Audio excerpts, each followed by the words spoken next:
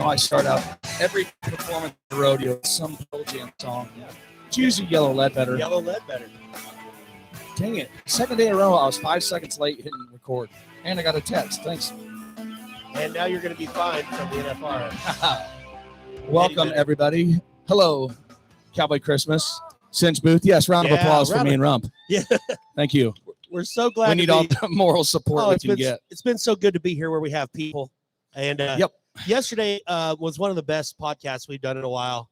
And hopefully today will be better. But yesterday we had... No offense to the other 7 people JJ Hampton we've had on this week. JJ Hampton was phenomenal.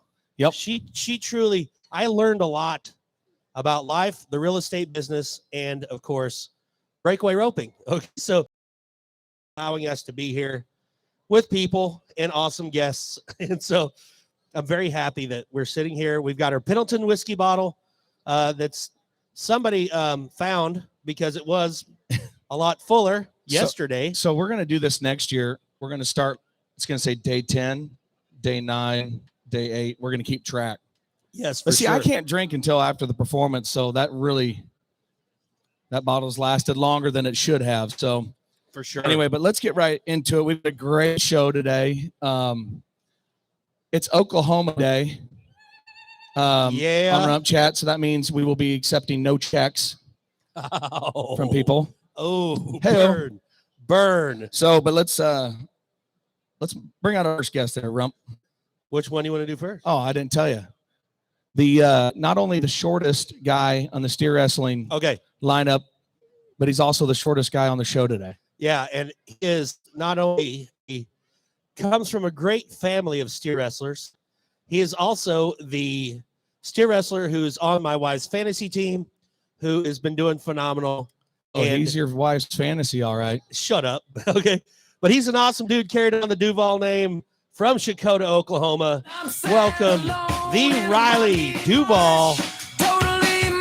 Yeah, go around. There's a cord here. Yeah. Oh, and while he's coming around, don't forget, we have RümpChät merch over here for sale.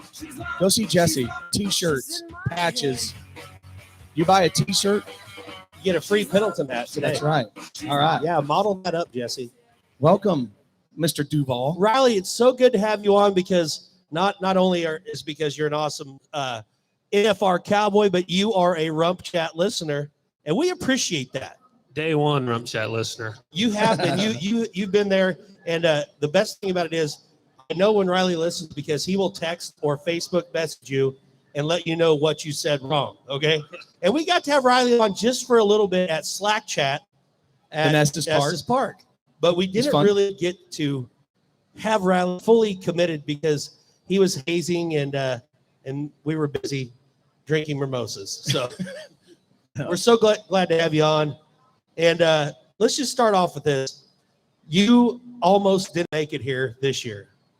Tell us about the end of the season. Yeah, I think I was only in top 15 for the last 2 days of the season. Like I was chasing all year, and I did really good at Salinas. I won it, and that I had to win it. That was the only way I was going to make the finals. Did you think about that, like the pressure when you back in? Like, hey, I know you're at one of the biggest rodeos ever, but guess what? If you suck today, you're done for the year. Yeah, after the 8-man deal, I figured it up. I'm like, wow, if I win second, I still don't make it. So, I mean, I was pressured up, but I don't know. It worked out. And I'm trying to take advantage of it out here. How drunk did you get after that short round? Me and Edler actually went to a hotel and were probably asleep by like 8 o'clock. I hadn't slept for 4 days. 2 wild dogs alone in California. Eddie was depressed and I was happy. So Eddie was. Yeah. Well, I can imagine. Well, I can't imagine because I never made the finals. But I can imagine for you guys after working your tails off at the end of the year. If you do, if you're on the bubble, you have to go to Albuquerque and Apache and all those rodeos, and the one in Maryland that's just super convenient when you're in Salinas. The Adirondack Stampede. Yeah, but I can't even imagine like how awesome it'd be to know that I made it. I made the NFR. The year's over. Screw you guys. I'm going home. Yeah, this is my 4th time, and this was by far the most excited I'd ever been. And honestly, the last month I didn't quit, but I'd kind of already looked to like 2022. I'm like, I'm not going to make it. I didn't enter Pendleton or Albuquerque, truthfully, because I was ineligible. It was a rough year. Wow. Yeah, so I just went around the house and slipped in there. And all the tour rodeos, you know, everybody was trying to hit their tour count because there's so many tour rodeos that canceled. That sucked. Yeah, you it didn't come to was. Sydney. No, I had to go to Lovington, and I did terrible. At least I'd had fun at Sydney. Yeah, that's right. At least you know where the Legion Did Club you hear is. that? Everybody has fun in Sydney, Iowa. Okay. Sydney, Iowa is a great rodeo. It straight up is. I love Sydney. Thank you. Remember that. First weekend in August. Not a big deal. You better enter now. If you don't enter, we will make so much fun of you on RümpChät, and there's nothing you can do to stop us. Rump will That's pay your. fair. I'll be there. I think I told like 10 or 15 guys that pay their fees. They entered. You paid their fees? Nope. No. I completely went rump. Up to $1 of their fees. I went all rump style. I'm gonna put this out there. We have witnessed here in the Cowboy Christmas and watching online, and we also download this to iTunes. I'm gonna say this right now. If Riley Duval comes to Sydney, Iowa, Hamo and I, out of our joint checking account, RümpChät, will pay his entry fees. Round of applause for me and Hamo and everybody. Aren't we good people? And if we don't, hold on, we better ask the manager if this is okay. I'll bet it's okay. Don't worry about it. All right, can we write that off as a? I think so. A sponsorship. He's not even looking. But Riley, when he's listening. He's just ignoring. Yeah, when we think about rodeo families, the names that go back. I mean, we talked about Roy Duval on here yesterday.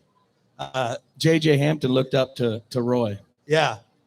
Yeah, and JJ Hampton's awesome. I hate that I had to follow her. She's like the GOAT. Yeah. She really is cool. Yeah, I look up to Roy too. I mean, I talk to him before I come out here, and anytime I see him outside, I try to stop by and talk to him because he can change your whole mindset in 5 minutes, like you just want a gold buckle. The coolest thing that Roy Duval ever told me, I asked him years ago at the jackpot. We're going to talk about the old school days of the Duval jackpot, but I asked Roy, I said, Roy, what is the biggest change in steer wrestling from now until when you were rodeoing? And he said, there's two things that are different. He says, awnings and lawn chairs. If you have time to put out an awning or sit in the lawn, you're not rodeoing hard enough. And he meant that. Yeah, that guy, he rodeoed hard as anybody before. I mean, he never flew anywhere or nothing. He drove everywhere, and he went to 100-something rodeos a year, and he would have never changed. He still would be today. He not only was he rodeo hard as he did in the Roy Duval days, there wasn't bloomer trailers. There wasn't pickups with air ride. There was air conditioning. Yeah. Like in the Roy Duval rodeo hard days, you had 4 big dudes from Shakota in a pickup and a camper and a 2-horse bump pole. Yeah, Bill and Roy tell a story. They left Shakota and headed to Phoenix, I think, in a car and an inline, and no air conditioner. And when they got there, it had been so hot, their lips had turned inside out. Just like I had the windows down as a blow dryer. Oh. And they didn't care. They said it was like a silver bullet just going down the road. Is it like, you ever seen Junior Bonner, the movie? Was it like that where Arizona morning and it's a beautiful day and he's just cruising, sleeping by a nice little creek? It's like, yeah, right. You're sleeping on the side of the road. Them two would sleep on park benches and stuff. I mean, they got stories that are hard to believe, but they're true. Yeah, Roy said that one of his favorite things to do during the summer is to win a rodeo and then get in his pickup and undo all his buttons down the front and undo his belt and put in a dip of snuff and drive down the highway. Yeah. Chancey Larson said he never even listened to the radio. Even towards the end when he had trucks radio, he said Roy was driving fool. But he said Roy Duval would get in that truck and just drive and not listen to nothing. He still does. He drives a semi now, hauls cattle, and he don't listen to the radio. He told me all he does is think about bulllogging. Really? Not making that up. The other day he said, I still want to run one at the American, but I don't think I should. Well, how old is Roy now? He's 79. I was there when he ran his last steer at Shakota at the bulldogging, and that was probably 12, 13 years ago. 07. Oh, good Lord. 07. God. But when Roy Duval ran his last year, it wasn't like they ran in the old pub and they kind of served old Roy up. I mean, he just ran the extra that no one else ran. And I don't mean to brag, but I still have the fastest time at the outdoor at the Duval Jackpot, 3.2. Let's talk about the Duval Jackpot. Tell us about it. Yeah, the old days of the Duval jackpot. You know, I wish I'd have got to experience more of it. I was 14 the last year out there, but the old days from the stories I hear were insane. Drinking, fighting, gambling. They bulldog till the sun come up multiple times, matching, and not just matching for fun, like $5,000-$10,000 matches. And this is in the 90s, back when that was still a ton of money, but a whole lot of money. Yeah. There's stories from the old Duval jackpot, and I don't know if they're true, but because I didn't see some of them. But there's a story floating around that at one point, these two bulldoggers, and I know who they are, but I'm not going to disclose their names. They were arguing who could ever bulldog better. So they were going to match, but neither one of them had the money that they wanted to put up. So another guy put the money up and said, I'll put up $10,000. You guys got to each run 10 steers, but you can only have on a pair of boots and your underwear. And those guys matched on 10 steers at 4:00 in the morning in their underwear. Well, that's not bad. Is that We can true? say their name. Yeah, that's true. And there's been a couple underwear matches. I've seen, I think it was Blake Mindeman and Bob Rohr had a shoot dogging match in underwear. And the steer stepped on Bob's underwear and ripped him off. And he went running out of the arena naked. Man, that's nuts. Yeah. See, that's a clown joke. I see what you did there. Yeah. Oh. But the money that changed hands, when I was there, the first year that I went, we were the 19 under, because at Duval's jackpot, it's not just one. I mean, it's the 40 and over, the 19 and under, but the 2 for 200, the 4 for 500. That's a 3-day deal. Yeah, the big bulldogging on Friday, the 40 and over, 19 under, the battle royal is Saturday, and then just an open shootout on Sunday. So yeah, but So is it still? You're still doing it? Yeah, we had a huge one this year in May, and we'll have it again the You guys- third weekend in May. You guys should be on the Cowboy Channel. Yeah, you guys should come set up. You get I would- Roy and Bill to I tell would- some stories on RümpChät. That would be a love good to. idea. because I love rodeo, don't get me wrong, but I don't know like if there's anything better than a steer wrestling jackpot, because at the jackpot everybody's involved. You're sitting in the arena. There's no stands outside. At all these bulldog jackpots, everybody they run bleachers in the arena. So like literally you're almost hazing in a way, because all the bleachers in the arena, everybody's playing, everybody's having fun.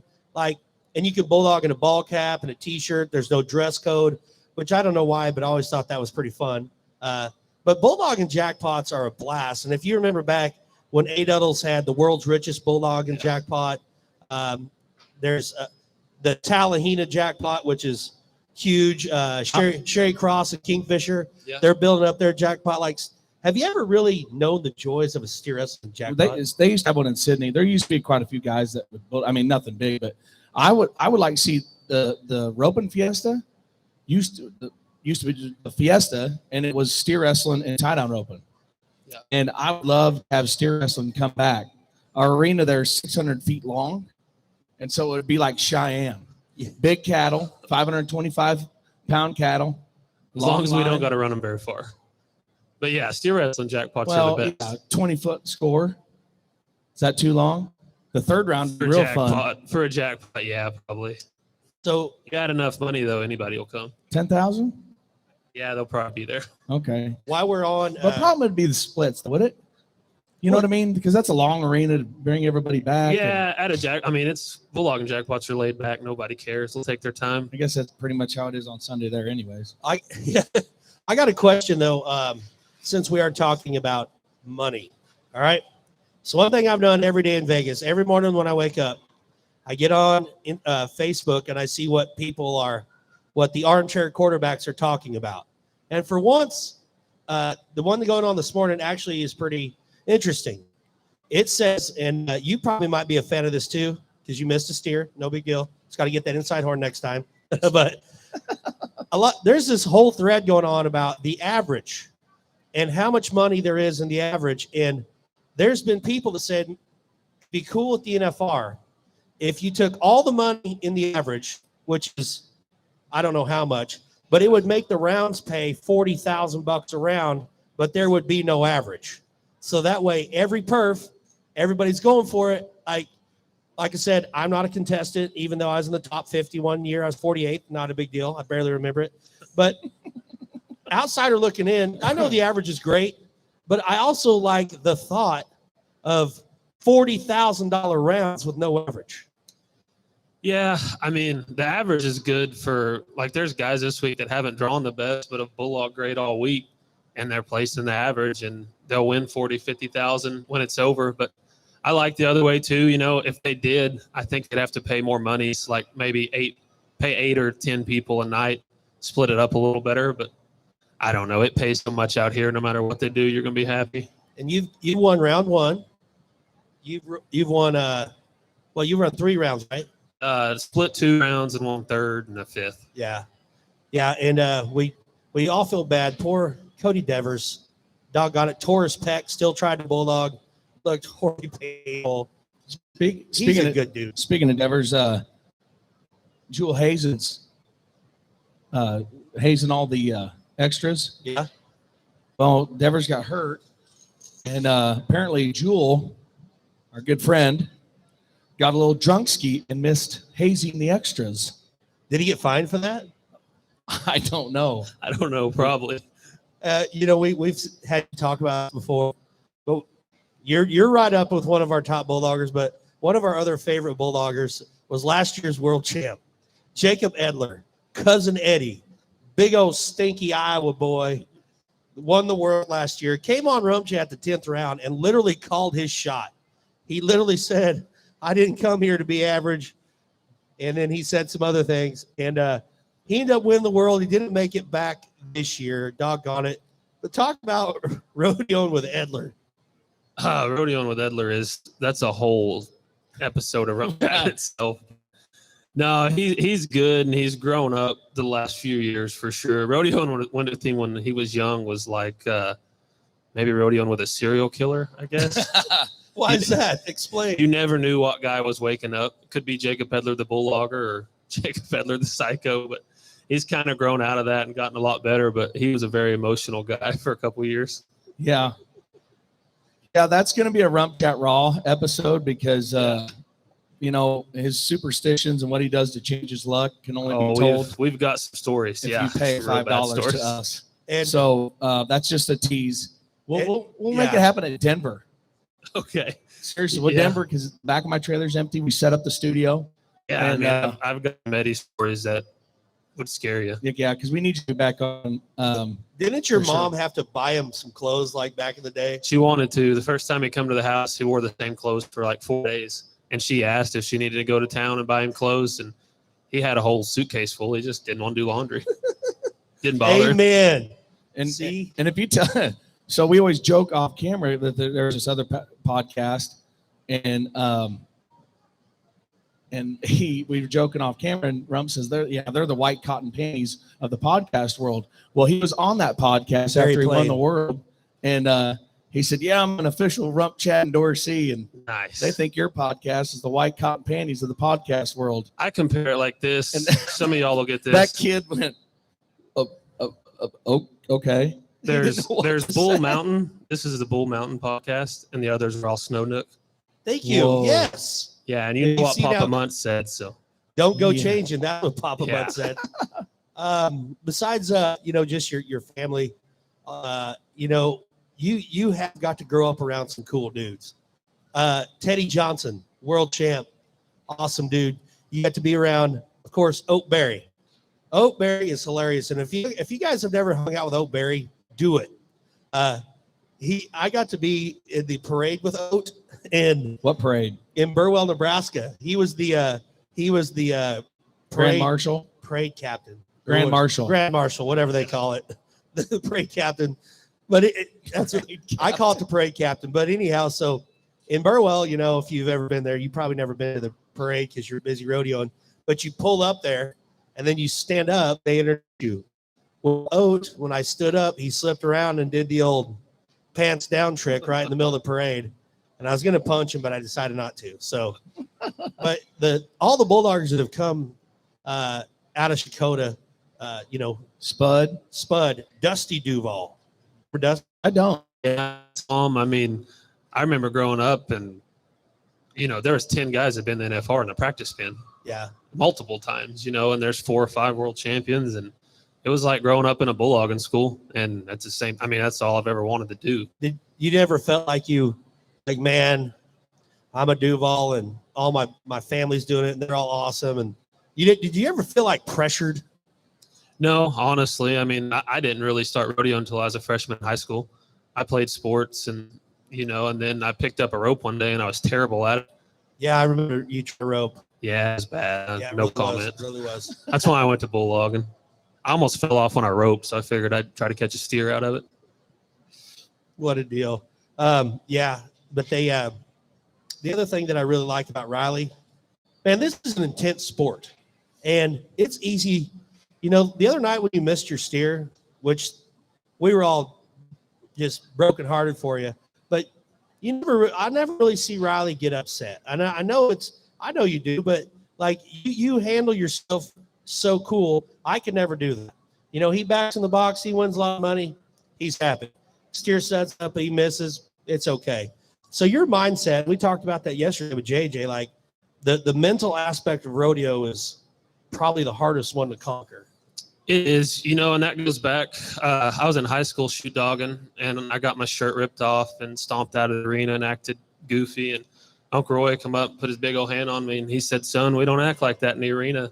And since then, I've always tried to just, you can go out back and stomp a cup or something, but I try to just get out of the arena and act normal and not be too excited. I don't know. Yeah, the mental game, that's something that took me a long time to not master. I still haven't mastered it, but I feel like I've gotten better. But you lose so much more than you win rodeoing.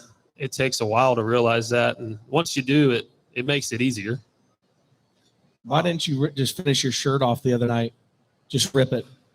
You ripped your shirt off. I was expecting you just to. If my wife wouldn't have been there, I probably would have, but I figured I'd save all this for her. Rump knows. Yeah, word. Yeah, me too. That's why I don't bulldog anymore. I want to get my shirt ripped off. So you have the fastest time at the Duval jackpot? 3.2 in the open. Yeah, it's a fact. Is it really? He's not rumping that story. No, he can rump shake anytime one. Somebody embellishes a story, it's called rumping a story. Or anytime somebody slams a beer, that's rumping a beer. I'm not a liar. I'm just full of shit, and that's the truth. We have some people from my hometown. They know that. Okay, but yeah, when I was bulldogging though, the thing I like about bulldoggers is it's such a tight knit, like it's a great group of guys. And if you watch the rodeo and you see on the live feed or whatever, when you guys are back there, man, everybody's high-fiving, everybody's pumping each other up. Like it's just so different than other kind of events. Like, yeah, definitely. I mean, I don't mean to call the other events out, but a lot of those guys are jerks to each other. Yeah. Team ropers and calf ropers in general. But bullloggers are like a big fraternity, and that's why I like bulllogging. I get, I want to beat them for sure, but I get just as excited when they win around because I know how it is. Cheer for my friends. Yeah, it has its moments in case somebody accused somebody cheating. Some timbers get flared and stuff, and some bitch slaps come out. But it's fine. It's fine. It happens. There was a little bit of fighting that went on this year, and it got worked out. Everybody moved on, and everyone's friends again. All right. See? Yeah, and after a few weekends picking up trash, everything will be dropped. And speaking of fighting, though, I do want your opinion on this. Who would win in a fight? Will Loomis or Clayton Haas? Oh, I'd hate to be around for that. I don't know. I don't think you could hurt either of them. Huge announcement. We're it's not finalized yet, but the other night was hanging out with them, and we all know how big Will Loomis is. When Will Loomis says he would never step in a ring with Clayton Haas, that's got to show you how tough Clayton Haas is. But I got $5,000 put up, and it's San Angelo, Texas this year. It'll be on the Cowboy Channel, in the wine tent, or maybe behind it. Depends on what my boss says. We're going to get boxing gloves, and they're going to box for $5,000. I've always wanted to do. Have you guys seen the Russians, how they slap? Do that slap con. I want to do that with the Bulldoggers. That was a dumb idea. No, it's not. How awesome would that be? But Haas says it doesn't matter if he knows it's coming. If somebody slaps, it's over. I mean, but they're going to box. Yeah, the one that I would hate to get slapped by the most, to be honest, is Tally, because that guy, Haas and Will are strong too. That Tally's a freak. He is stout. Well, he's having him a week. Yeah, and you expect it from him. He's a great bulldogger. He works at it hard. And I mean, he's strong. He's insane, and he works out nonstop. So, yeah, you wouldn't probably fare out too well in the top 15 slap contest this year. No, I'd be the ring girl or something like that. Ladies and gentlemen, welcome to the ring right now with the number 5 sign from Chakota, Oklahoma, Riley Duval. Dun, dun, dun, dun, dun. You could tie your shirt up halfways if you wanted. I'd rather do that, get slapped by one of them guys. No joke. And I've actually been beat up by 2 people in the FR this year. And one of the hazers, right? Yeah. Yeah. Who'd Yeah. you get beat up by? Stockton, Oh, Jewel, that's what I was talking about. maybe just 2. It seems like there was a 3rd. But you were asleep when Jewel hit you, right? I've been awake when Jewel hit me Jewel hit him, then he was asleep, and then he hit him again. at Tucson. The worst I've ever been hit in the face was from Jewel. And Why'd you get hit? Why did it was an accident. It's actually an accident. Jewel mentally is not like Riley. Like if Jewel steer sets up, Jewel will write that steer a bad letter and then he will be mad for a while. So like when I was roading with Shane Henderson and Drew Melvin, we had a deal with our Bulldogging group called the 15-minute rule. After you got done, you could be pissed off for 15 minutes. Then you had to be happy again. Jewel has the 15-hour rule where he will stay red hot for 15 hours until he runs another one, but he missed the best steer in the pin. I remember the number. It was 101. He missed that steer to win Tucson. And, I'm like, all right, well, no big deal. Jewel, there's always another one. And he's like, don't talk to me. I'm like, so when somebody says don't talk to me, it makes you want to talk to them. And like, I wasn't trying to be rude, but I go, Jewel, let's hug. And he wouldn't hug me. And so, which he was pretty mad. And how the hit came was actually from a headstall with a bit. So Jewel, he's unsaddling his horse on this side of the trailer. Well, he goes to walk around the back and the horse kicks him. Like he's having him a day. This is within 10 minutes of missing the steer. And so Jewel gets mad. And so he's going to take the headstall and hit the side of the trailer. Well, here comes my fat ass walking around, and he swings and catches. That's the scar right here is from from the shank of a bit when Jewel smashed me in the face with it. So that happened, and that's a true story. And I hope Jewel doesn't remember it and then want to do it again because he's kind of for Bulldoggers, Jewel's mind is kind of all over in a good way. In a good way, Jewel, if you're listening. I was hazing for him at Cheyenne once, and the old Cheyenne, and he blew the barrier out on the prettiest steer ever. And I was a little bit behind, and he hula flipped and broke a horn and was longer. And I had to go catch the horse, and the whole ride back, I was just thinking, oh, I don't want to see Jewel. I just want to go up in the stands and disappear. Yeah, I run Stockton over in college when I was hazing for Stockton, and he was upset, and I knew he was upset. As soon as both of my eyes were able to open, a few days later, we were friends, and we've not really talked about it. He laughs about it now, but Hambone actually brought it up. We went out with Stockton and Hunter Cure and Gallup a couple years ago, and old fire starter over here starts trying to bring up old stories, and I love Stockton. Like he's my hero. I mean, in bull, like Randy Corley would say, in our game of rodeo, Stockton, he wasn't even trying to rodeo. He just eases around with, some of the college kids and ends up making the finals. Ridiculous. Yeah, it is. It's not surprising, though. He's an animal. I mean, he's, I think, 43 years old and still 42. 42. Every time he nods his head, he could win first. So why did he beat you up? Because I ran him over. And the last thing he said was, don't run me over. Which here's what my response was.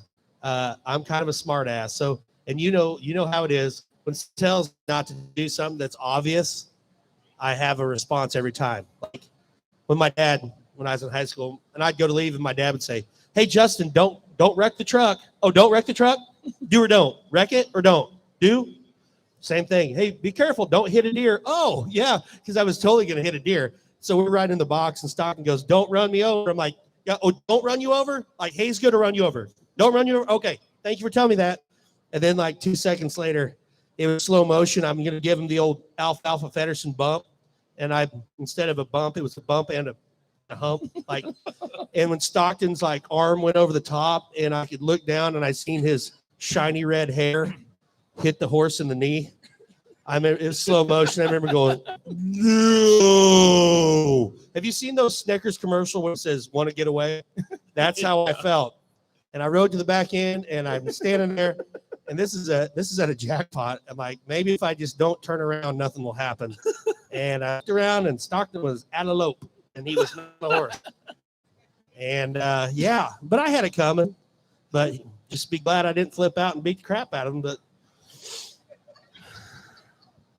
it's not going to happen. I respect that story. That's awesome. Well, that's why when I steer wrestled, I never tried to haze, because I actually felt more pressure hazing for people than bulldogging myself. Because man, that hazing deal, you can haze 1,000 steers perfect.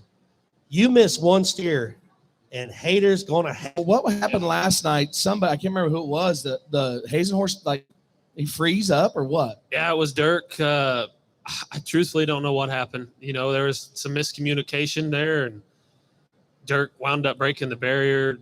Gate might have been a tick slow. I don't really know. I mean, everybody was kind of just standing around looking like, what the heck? I thought it was a bad gate. Yeah, I thought it was a bad gate. And that's what Luke said on TV, but you couldn't tell where we were at. But then because I could listen to the TV feed, and they ran it back, and he nodded his head. Yeah. So that's why I just didn't know if that. We're timed event guys. Bad gates, reruns, those don't exist. Probably on to something more important than that. If anybody here needs tickets for the NFR, hit up Riley's Facebook page, because Riley's sold more NFR tickets than the Thomas and Mack. Like, on my morning scrolls through Facebook, there's always a Riley Duval post. Need 2 tickets for tonight. Need 4 tickets for tonight. Have 2 tickets for sale tonight. Have 3 tickets for sale tomorrow night. Speaking of tickets, would anybody here like 2 tickets for round 8 of 2021? If you want them, holler at Riley. He'll sell them to you. We forgot to give these away yesterday. Are you serious? They're for last night. I couldn't use those. So you can have them. Who wants them? You don't give them. I'll go 2, sir. Don't get up. Yeah. But we do have, because I'm going to give these away today. Good job, Hambone. For the record, that was not me that did that. Okay. I'm going to give these away today. But they're for tomorrow night. 3 plazas for tomorrow night. Section 114, row J. So are you sure? Yeah. Have you seen these? Because it's sealed. Well, that's what these say. So doesn't matter. Let's finish up with Riley, and we got to get our next man on. Yeah, He's the busiest man in Las Vegas. Oh yeah, but I just want to tell Riley, like, we're pulling for you. It's so good to see that people like you, the old group, not that you're old, but the Duval name still going down the road, still kicking ass, still making Shakota Oakland proud. And, we're pulling for you 2 more rounds. Then you get like 2 weeks off, and then here comes Denver. Yeah, I'm actually entered up next Friday at the WCRA deal in Fort Worth, so we get 4 days off. Oh, fun! Yeah. Merry Christmas. Merry Christmas, Riley. Thanks for coming. We sure appreciate you. We will see you in Denver, buddy. NFR Bulldogger, Riley Duval.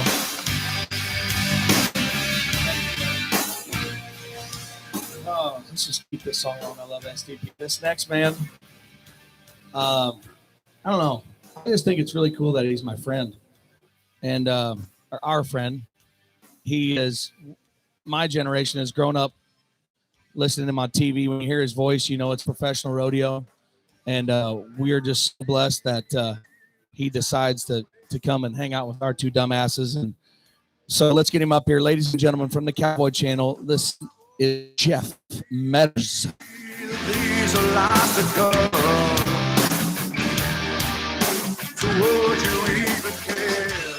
I want to put Kyle Lockett in that fight you guys got going. Oh, yeah. I'll back Kyle Lockett. I'll be his money man. Okay. All right. Let's get in on this. We got to start the betting lines. Let me talk to some guys here in town. Jeff, you're probably like I said, I'm not lying. You're probably the busiest guy here in town. I mean, the Cowboy Channel, I'm surprised they're not filming the bucking machine contest here at noon. Don't get Patrick ideas. Don't throw any ideas out there that he could hear. You could write him at patrick@rftv.com. Please don't. Please don't. Yeah. How's it been? How is it meshing? It's looking good. I know there's always some bugs to work out. And if you don't know what they are, just go on social media and everybody will tell you about it.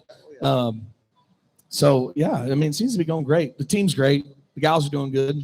I mean, everybody's really come into their own. I think, you know, Janie's awesome. Of course, Amy's been great forever, and yeah, it's awesome. Katie and everybody's awesome. I think we've had a good run. We don't want to mess it up here at the end. A little louder. Yeah. It's on TV mics. It was, you know, of course, my team was involved when it was CBS Sports Network. Yep.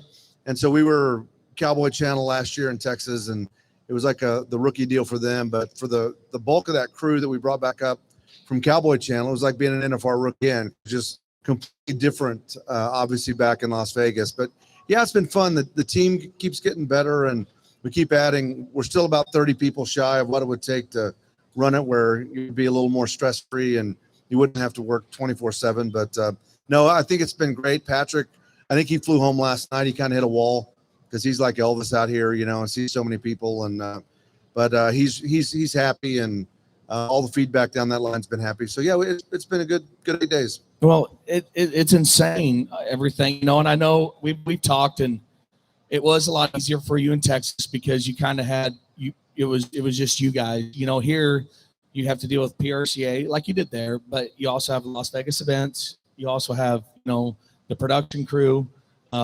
You know, center hung for your sky cam makes the shots difficult.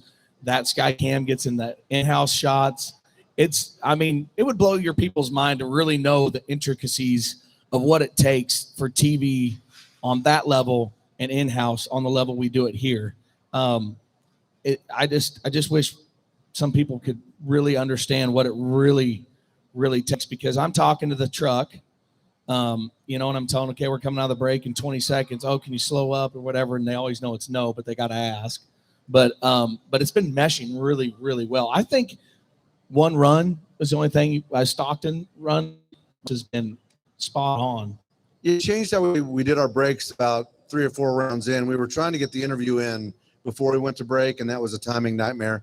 And you've done a great job red hatting for us. So nice to be in between a rock and a hard place down that line. It is. That's always fun. We switched it up where we would just get the victory lap, go to break, come back, put the interview in right there. And that helped us out timing wise a lot. So that made my life easier because I was getting less blowback from different areas. Well, and it's cool that you have Luke and the Bulldogging. Of course, Joe and the team are opening the tie down, and then Donnie comes on in the bull riding. And then, of course, Butch, NFR average winner, in the Bronx and the Barebacks.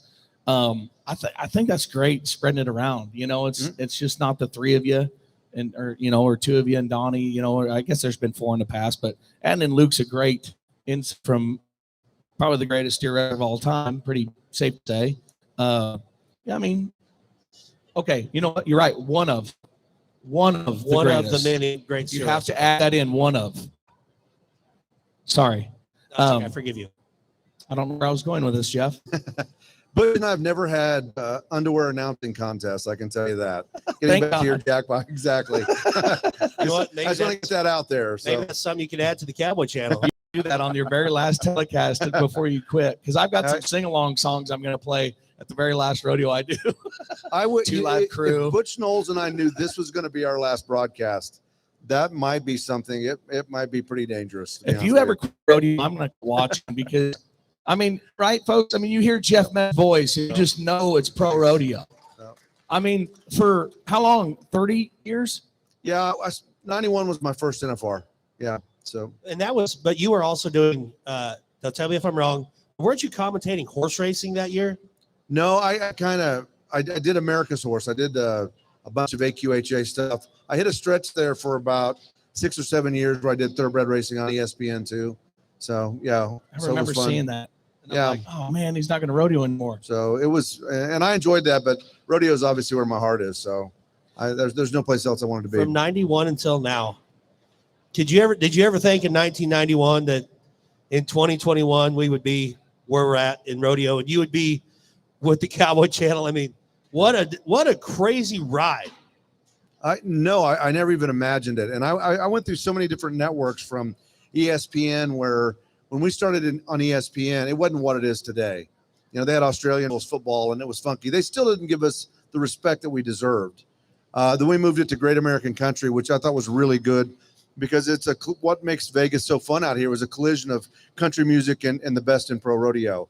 They were just really slow getting to HD the way they had promised that they would be.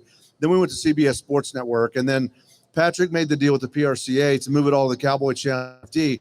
And I was leery of that decision. I really was kind of like, I'm not sure that this is the best of ideas. And I'm embarrassed to admit that I was slow to see his vision. And now we really have the ESPN of the cowboy world, where it's all cowboy and Western lifestyle 24/7. And we got to figure some things out. We do. I got to be honest with you. I'm just glad you'll still sit right here and talk to me. I love you. I just hate all the other people. because what Patrick has done is we take the in-house feed, and you have guys like Wayne Brooks or Justin Rumford who are showing up and doing their job like they were hired to do. The crowd changes out every night in that hometown 6 nights in a row, and it's really not fair to him. And that lets him be what he is and entertain people the way he does, because he's the best in the business. But we're not wearing him out with a nationwide television audience, because it's not fair to you. The funniest thing, though, I've actually got a lot better about it. And pull that back. The Cowboy Channel is doing a very good job of deleting bad comments. But what I've done is, and this is not even a joke, most of my haters are ladies aged 70 to 85 years old. And that's not a joke. It's true. 60% of our audience right now. So what I've started doing is sending funny messages. Like on the Cowboy Channel deal that released the contract personnel, it was, hey, the bullfighters and the barrelman are Dusty Tugnas, Nathan Harp, Cody Webster, and the barrelman is John Harrison. Nothing to do. Here come the comments. Thank God it's not Justin Rumford. He's fat and sweaty. Yes, I agree with that. Another lady, thank God it's not Justin Rumford. He absolute worst. So what I did was I commented back and I said, you're only saying that because we used to make out behind the bleachers at your local rodeo. And she deleted her comment. And the lady that wrote about the one at Weatherford, Texas, all the steers were laying down. Well, you can't you don't want to film the steer laying down. There's no action in that. So they kept coming to me, and this thread got going. I wish I could have seen the team roping, but the fat clown was in the way the whole time. And I sent back, if you write one more comment, I'm going to start sending pictures of myself naked to you. And she deleted it within 2 seconds. So wasn't one you said like, I'm sorry, I broke your heart. It was me, not you, or something, like you dated her? The rudest lady on there, she wrote a huge paragraph of why I suck. Okay. And I put, what was her name? Was it like, I don't know. It was an old school name. Birdie. No, it was Margaret. It was Margaret. And I said, Margaret, look, over the years, we've both made mistakes. The people that we are now is not who we plan to be, but things happen in life. We've been through so much together. When you left me was the worst day of my life. When you came back, I thought we were going to be together forever, even in heaven. But the day that me and your mom made out at the Walmart, I knew that things would never be the same. When you took me to the Kid Rock concert and bought me a T-shirt, I thought this could be, and I just go on. I spent roughly 25, maybe 30 minutes typing this, okay? I put this comment on that long, and she deleted it within like 2 seconds, okay? And then she private messaged me, please don't tell people we've made out. Look, Margaret, I'm not going to. I've got a Facebook arguments with people for entertainment. Puyallup, I'm like by myself, and sitting in the room having a bourbon. And, you get a message like, oh, that sounds like we're at a techno club. Okay, you just caught me on a good night because I ain't got shit to do. So it's entertaining. Yeah, by the end of it, we were supposed to get together out here. It's funny she never called. Yeah, I mean, I've got better about it. Like, I understand the conversation.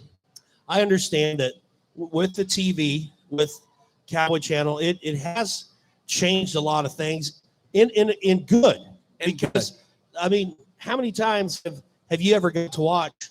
A lot of our athletes maybe don't have the notoriety that they should, because Joe Average doesn't get to watch Jay Corkill every weekend, But now, every rodeo pretty much is on, so you can actually get more of a fan base. Mm-hmm. But with that being on every performance, I feel like that we're not getting the feel of the rodeo transferred to the TV. You know, Spanish Fork, Utah, one of my favorite rodeos. Probably 12,000 people there.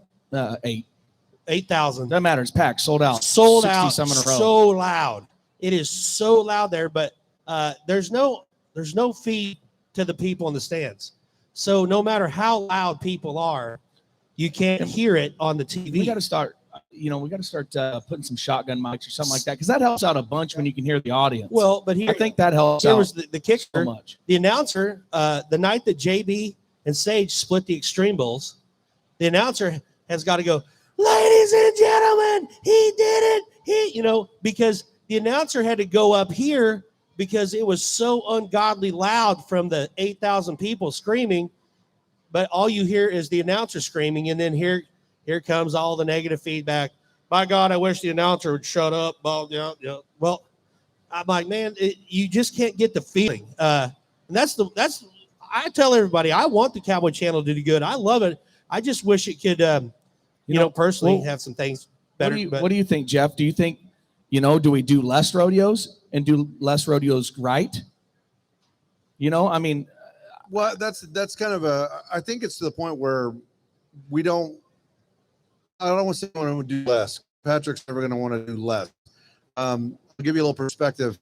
In 2018, 2019, we did 8 rodeos and 18 on CBS Sports Network, and we did 7 on CBS Sports Network in 2019, 15 total rodeos.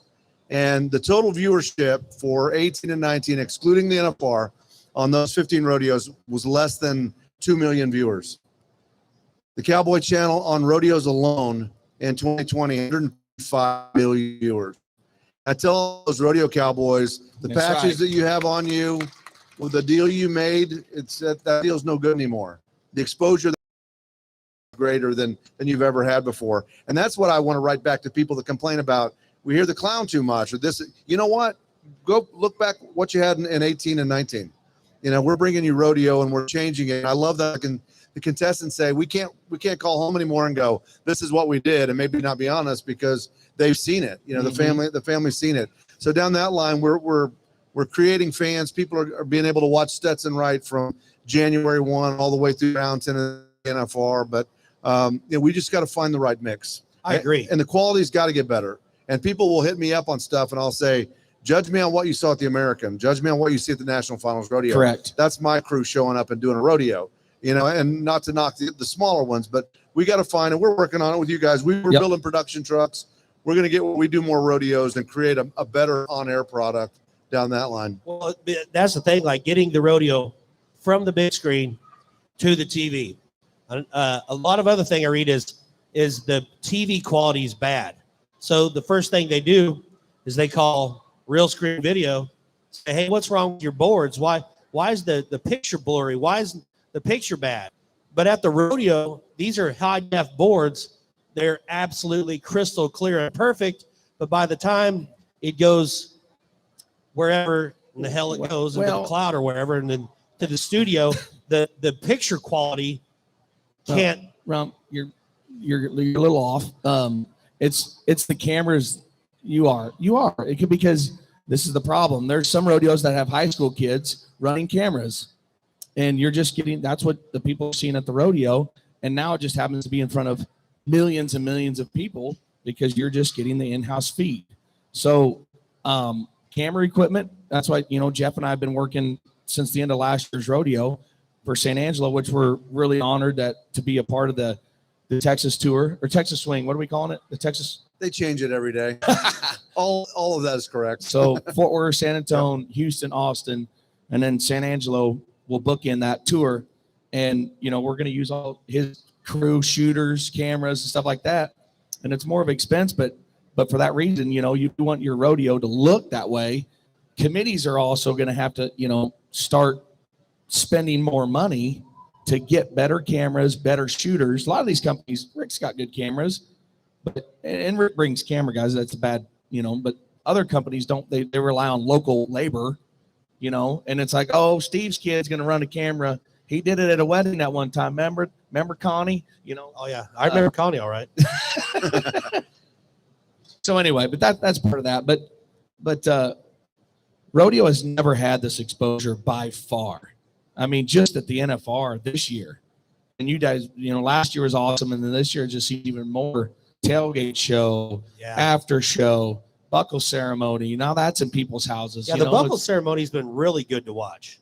I've really enjoyed that. That's something that I think is really cool. Because like I took my friend home in Minnesota, and he didn't come out here, but he's like, man, I feel like I'm there because I can watch NFR stuff from the time I wake up to the time I go to sleep. So that's what I love. And I only watched the live feed at the Orleans, home of Justin Rumford's rodeo party tonight, starting at 5 o'clock, the Orleans Hotel Casino. And thank you. Yeah. So I haven't got to, but Jacob Edler's dad is featured in a commercial, isn't he? Because there's a lot, everybody's talking about how they feel like they could be friends with Jacob Edler's dad after watching the commercial. The other favorite NFR commercial is when Patrick pops up from behind a desk on the Cowboy Channel and encourages people to keep watching the Cowboy Channel while they're watching the Cowboy Channel. Like, there's a couple commercials like that, but I haven't got to see them. That's an idea. Why can't we have him pop up behind his desk before each rodeo and say, hey, be mindful that we're just getting a sneak peek into the live feed of the rodeo. This is not our cameras. It's not our crew. We're literally getting the feed from the in-house. Please be respectful to all personnel and whatever have you, and give a quick little, The first half of the year, it's not that big of a deal. Well, yeah, because you roll from Fort Worth out, Denver, Fort Worth, obviously San Antonio and Houston. They do it for real there. Yeah. And then we'll wind up doing San Angelo with you. And I think Rodeo Austin should be good. So you're going to get about 4 months there, 5 months there. I think where you won't have much of a quality issue, but man, after that, it drops off. Yeah. And you get used to that. And literally last year I thought it was funny. Patrick didn't think it was funny, but we did the National Finals Rodeo, and the first rodeo we did was Odessa, Texas. and it was pulling teeth just to get it all put together. And the quality went from here to here. And everybody thought it was just us. It was just how did you do the NFR so good? And then you show up, and that's what you do in Odessa, Texas. Uneducated people. It wasn't us. Because a lot of times on these live feeds, the Cowboy Channel bus is this big, and it's in a yellow box. That is what the live feed is. Yep. And so some people will actually email Patrick at RFDTV. And he asked them to. And then I actually Who does that. Somebody was mad about something this summer, and it was Rapid City, because Andy Stewart, a good friend of ours, said, you know what, he said, I'm missing old Donald Trump. I could use some mean tweets and cheap gas. That's all he said. And the lady thought it was me, so she sends Patrick a letter wanting me to be fired. And she sends me a message. I emailed Patrick. Well, baby, I don't work for him, I work for the rodeo committees, but that's one thing you said. I am very thankful for Cowboy Channel because it is helping everybody. But you told me, I think it was last summer, just stay hooked. We have to go step by step to step. We can't go, hey, we're going to have the Cowboy Channel, and then all of a sudden it's ESPN. Yeah. The work that you guys, and I'm very appreciative. That's why I haven't beat the shit out of you yet. But we'll see after Denver, San Antonio, Austin, San Angelo. Yeah. If you don't like Rumford now, people, just don't. You're going to see him for about 80 perfs this winter. Hit record and then fast forward. And you know why? Because he's good. Exactly right. He's got 10 gold buckles. Thank you. 4 of them are mine. And if I hadn't ate so much at TGI Fridays last night, I'd lean back and show you the buckle I have on. There ain't no getting in there. No. But let's get off drama. Yeah, let's fun. I want to talk about the races going on. Wow. Bareback riding. So Top Gun Award, they're getting a voucher now for $20,000. It goes to the person who's won the most money in a single event at the NFR, and it's going to be one of 2 bareback riders. How about that? Bareback riders are winning. Casey Field is like 150 something, and Jesse Pope's 130 something. They're both 1 and 2 in the average. Jess Pope, Waverly, Kansas. What? Pope, as Roger says. What do you think there? I mean, Casey's got 5. Hard to beat him in the building. It's like Cody Old. It's hard to beat him. Last night was pretty interesting too, and it helped Casey got the win down that line and actually put the pressure back on Jess Pope because Jess has been able to go first, So it's been fun to watch. You love Casey's chasing history, trying to get number 6. And I thought maybe with the detour he took from rodeo, I thought he'd always be the greatest bareback rider of all time. But after he took a detour, didn't come to the NFR for 2 or 3 years, that maybe he had missed that window. And so he's on the brink of number 6. Jess Pope wins the average last year at the NFR, shows up in round 1 here like it was round 11. I mean, he has not missed a beat, not going away. And it's one of those, really every event is going to be spectacular and photo finish. Yeah, every event is. I mean, Stetson's got the all-round locked up, but, he's won like a 95,000 in the bronc riding and 105,000 or something like that in the bull riding, or 190. I don't know. It's a crap load. But Ty Murray sits up to my right, and this says a lot. Ty Murray's seen a lot of rodeo. He's done it very well. After Stetson rides his bull, I watched him, I'd kind of look back at a good ride to see kind of his and he just kind of sitting there like this. He stands up and claps for Stetson. 1 and 2 event Cowboy. The other night when he rode it, the re-ride, after the rodeo, Ty literally ran down to go talk to him. I'm like, that's something when Ty Murray's going to come run down, shake your hand, tell you that's a Cowboy. I'm actually leaving here. I got to do a 2:30 with Stetson to sit down and interview with him, and I'm excited to talk to him. No, it's all good. But I'm not a big fan of the ground money. Yeah, on the bull riding side of things, and I got to keep Donnie Gay a little bit at bay down that line because Donnie's not happy about it either. And I don't really, it's almost like an anti-Sage rule. For the most part, just a way of evening the playing field down that line. But I'm not a fan of the ground money. That's a tricky part of it, I think, for the most part. Yeah, I heard Donnie say the other night, he says it's moving the goalpost, and that makes sense. So explain to everybody out there and here what the bull riders changed this year with the ground money. Well, and it was that way last year too. So was it? Okay. They pay $88,000 a night or something down that line. Well, they're going to pay that regardless. If one guy rides, he gets all the money. And in the past, you only get the 27,000 that pays for first to count the world standings. Now, if you're the only guy that rides, you get 88,000, and it all counts. And so you get Sage Ramsey, who's been here in 100,000 plus lead. You got a couple of nights where Stetson benefited from obviously earning it, being one of the 2 or 3 that rode bulls. But you're picking up clips on Sage at 40,000 a night, and that's suddenly all of a sudden went from 100,000+ to a lead to $20,000 lead, and Sage is behind in the average. Each of the last 2 nights, if that would have been the end of it, Sage would have lost and Stetson would have won the world title. When you factor the average money in there, so 2 bulls still remain, but I sure hope they revisit that, because counting all that, I'm all about them getting paid. That's great. You got 2 guys that ride, they're going to pay them regardless, but to let it count toward the world championship is tricky. And obviously it doesn't count toward the all around. It just counts in the bull riding. So the money that Stetson's won over there on the bull riding, the bonus money, those dollars don't count. In the all around, not like that's a factor anyway. But then that's the only event it's like that, right? Just the bull riding? Just bull riding. But you're not, you're going to get 6 guys with qualified rides and bareback riding and saddle bronc riding and everything down that line too. So yeah, I don't think that's very fair either. That kind of, it wants to go back to where back in the day, that one year they did it where whoever won the NFR won the world. 1976. Yeah. There's several of those years, wasn't there? Yeah, that's the year Chris Ledoux won the world at Taui.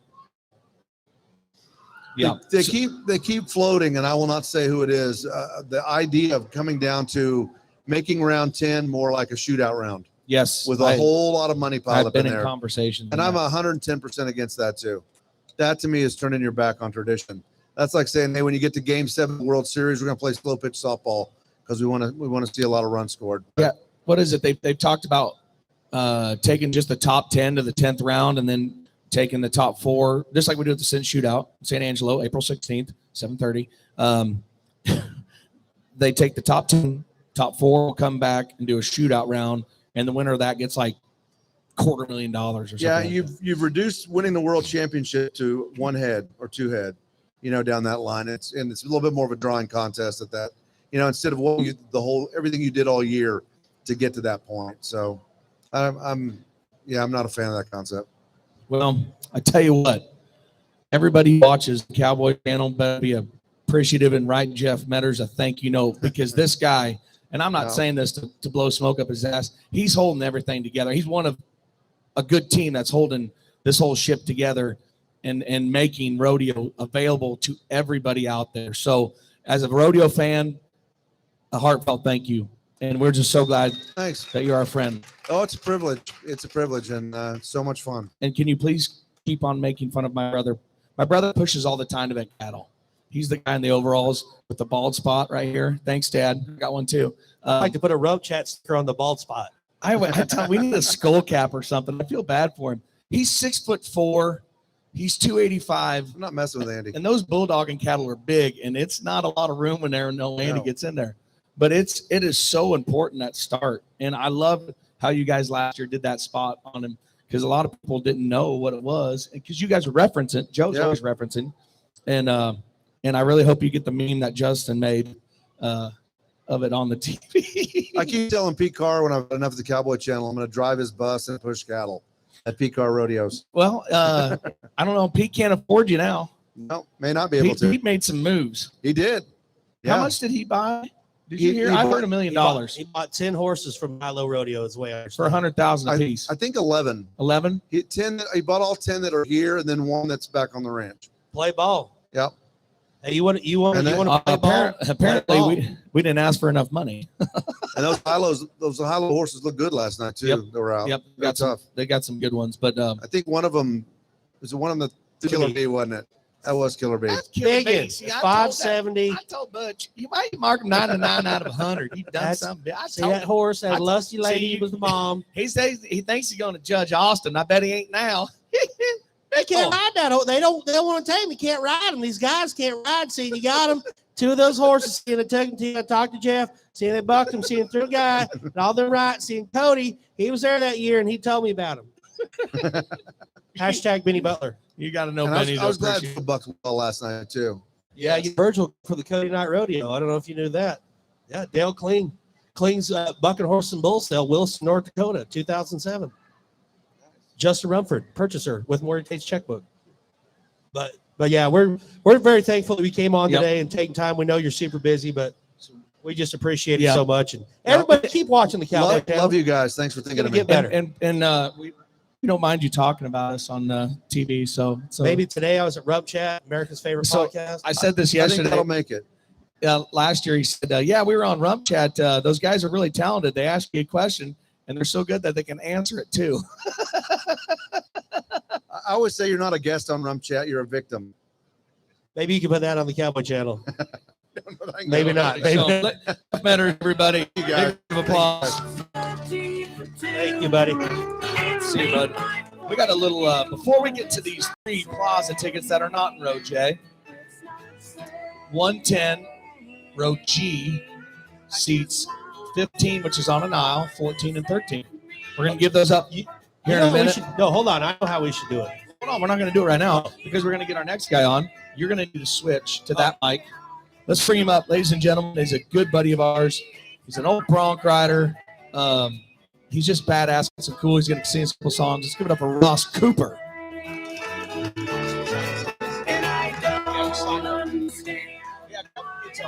We're going to get plugged in. So, maybe we can. How are we going to give these away? Here's how we're going to do it. We're going to give these to a real RümpChät fan. Does anybody here actually listen to this podcast that's here? Holy shit. I didn't even see you hit. BJ. 2006 World Champion Bull Rider, BJ Schumacher. BJ, what are you doing here? Just living the. Thanks for saying hi. Lee. Okay, so here's a lot of time with that guy. We're going to ask a RümpChät trivia question. The first one to raise their hand that can answer the question correct will win the tickets. Okay? In the Bobby Kerr episode, what did he get stuck on the train track? A tractor. That is correct. You are a RümpChät fan. All right, you get one. You get one. Just kidding. Congratulations, bud. Wow, that was an easy question. That was anticlimactic.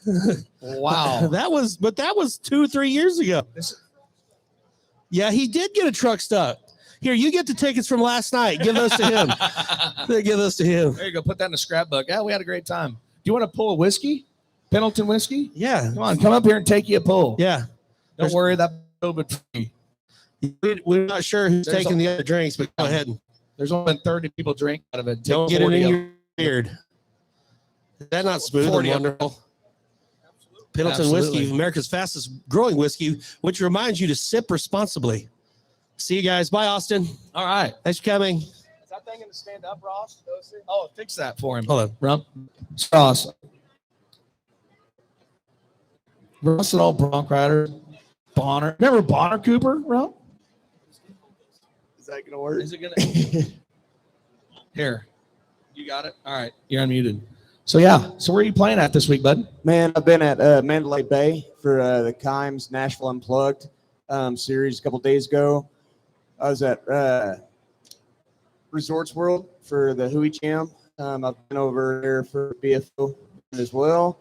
I'm here, and then I'm back at the BFO thing playing before the event tomorrow as well. Perfect. Yeah. Awesome. Well, we'd love to have you coming I just on. hold this until, Well, that way you're set. Talk amongst yourselves. Sorry about that. We're on a budget. There's Tate Rhodes. Look at your terrible looking hair. Take your hat off. Yeah, let's fix that. You said something really mean to me.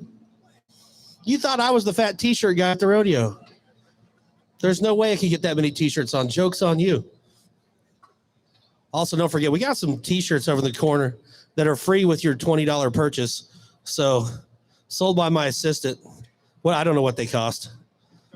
They're $30. It's not about money. They're actually $50, but they're discounted today. It's about children. It's about Gus and Livy and Lola and Bandy. You can't say that word on RümpChät. Where'd BJ go? Did he leave once we pointed him out? Huh. I don't know if you guys remember BJ from a few years ago. He Roman rode the Brammer Bulls. Y'all remember that act? Stood on top of the two bulls. We had this working earlier. And this is a Rockstar sound equipment right here. Josh Hilton currently having trouble. You're about to spill my water that we have right here. It's this piece of shit table. It's this little bitty table. It's a good table. It's got a heart. This table does. I actually could probably jump my motorcycle off this table. If you see me, I can. Tate, you've seen it. Tate Rhodes, Montana man.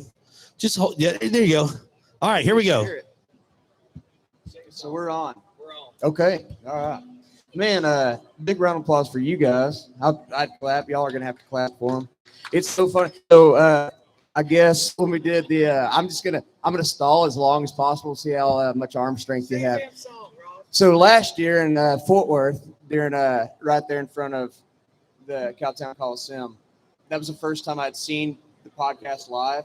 And good God, y'all are funny, Thank you. So good job for being funny. Thank you.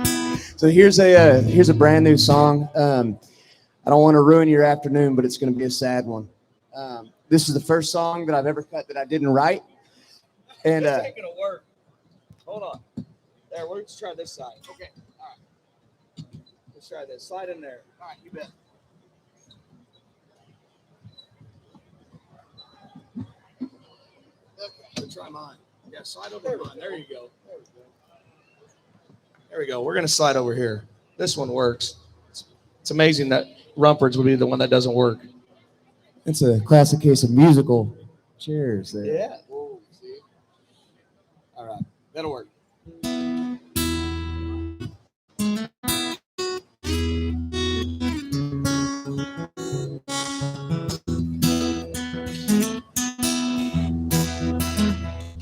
A hero sitting right, sitting way up high on 16 hands of Palomino mail. And that evening Hill made a lovely senorita with silver conchos and her raven hair.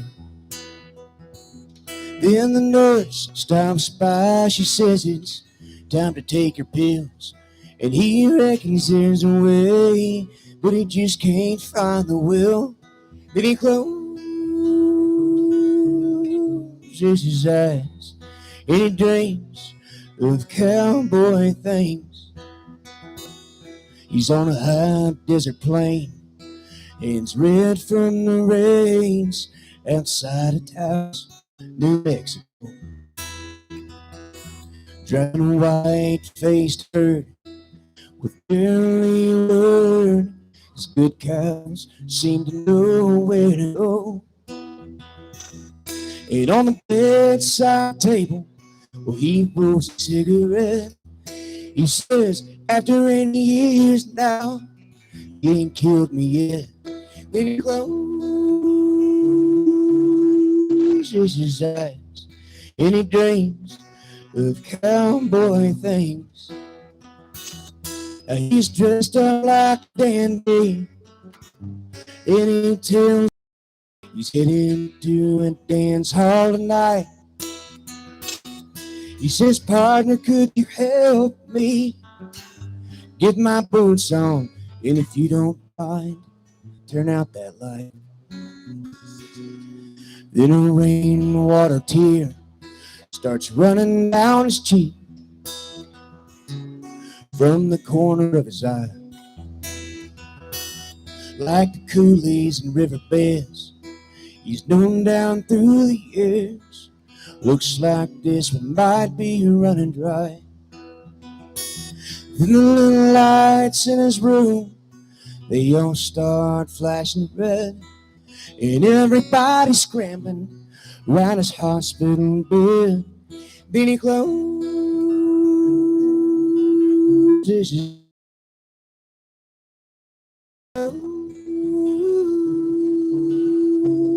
his eye, and he dreams of cowboy things.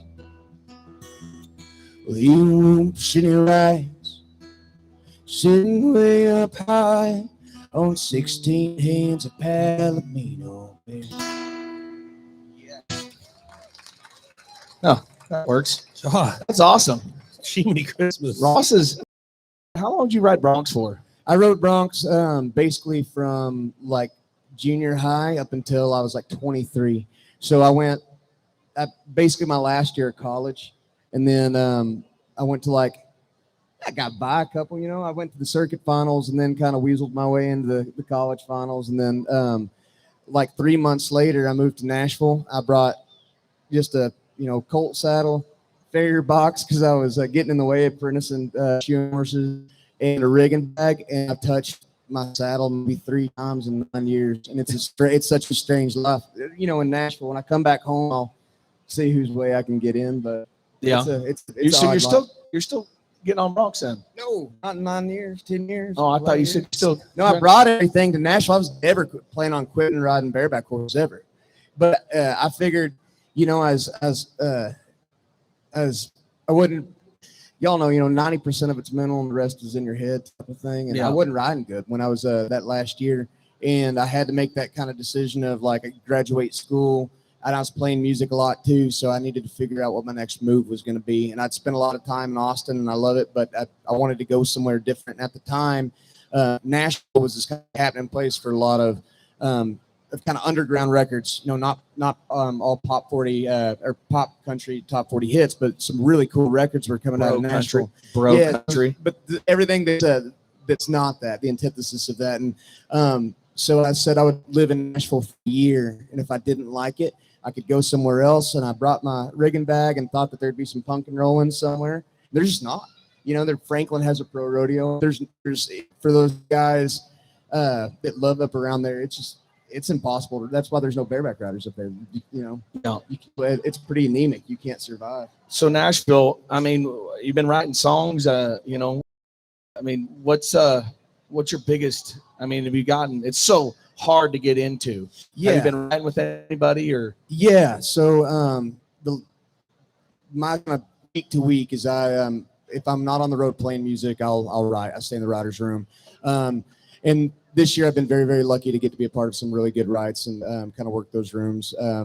And I got to write with Trent Willman the other day, who's a cowboy from West Texas, and has a big career and is a fantastic songwriter. Him and Jeremy Spillman, and but my cuts in the last couple of years